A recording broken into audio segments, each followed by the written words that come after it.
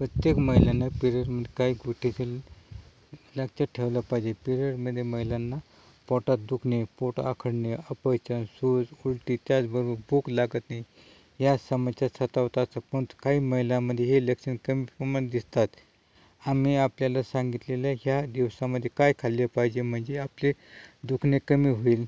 अनेक महिलांना मासिक पाळीमध्ये खूप त्रास होतो. अनेक लोक आपणास खारट खाण्यास मना करतात, त्याचबरोबर आपणास भात खाण्यास मज्जाव करतात.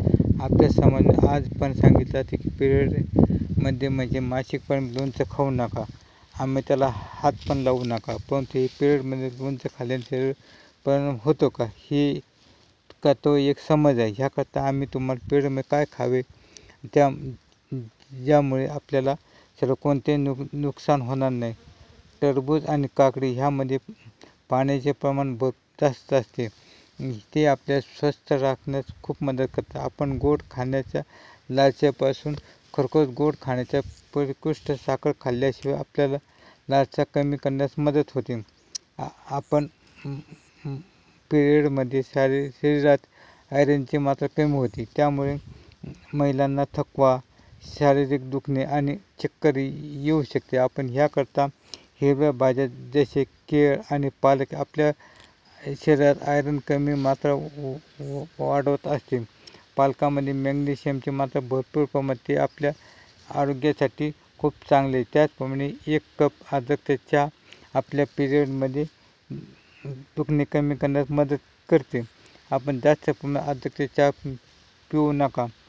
तसेच एका दिवसामध्ये 4 ग्रॅमपेक्षा जास्त चहा पिला नाही पाहिजे. आपण जर अद्रकचा जास्त प्रमाणात पिला तर आपल्या शरीरात जळजळ आणि पोटात दुखणे वाढू शकते. जर आपण नॉनव्हेज खात असाल तर चिकन पण खाऊ शकता. चिकनमध्ये आयरन आणि प्रोटीन असतात.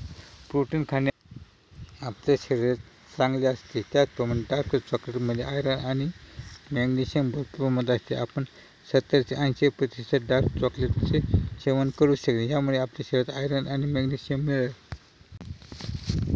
काही महिलांना पिरियडमध्ये रक्तस्राव जास्त होत असेल तर आपण दहीसारखे प्रोबायोटिक युक्त पदार्थ आपण आपल्या आहारामध्ये सामील करायला पाहिजे, जे आपल्या रक्तस्राव जास्त होते त्यापासून लढण्यास मदत होईल. तसेच आपण जर नॉनव्हेज खाता नसाल तर आपण प्रोटीन वाढवण्यासाठी टोफू खाऊ शकता. आपल्याला माहीत आहे की टोफू सोयाबीनपासून बनवलेले जाते. ह्यामध्ये आयरन, मॅग्नेशियम आणि कॅल्शियम भरपूर प्रमाणात असते, ते आपल्या आरोग्यास खूप फायदेशीर आहे. एक्सपर्टच्या म्हणण्यानुसार आपण लोणचं आणि दही पिरियडमध्ये खाऊ शकतात. त्याचप्रमाणे आपण भरपूर प्रमाणात पाणी प्या. त्याचबरोबर आपली झोपसुद्धा चांगली घ्या, त्यामुळे आपल्या पिरियडमध्ये आराम मिळेल.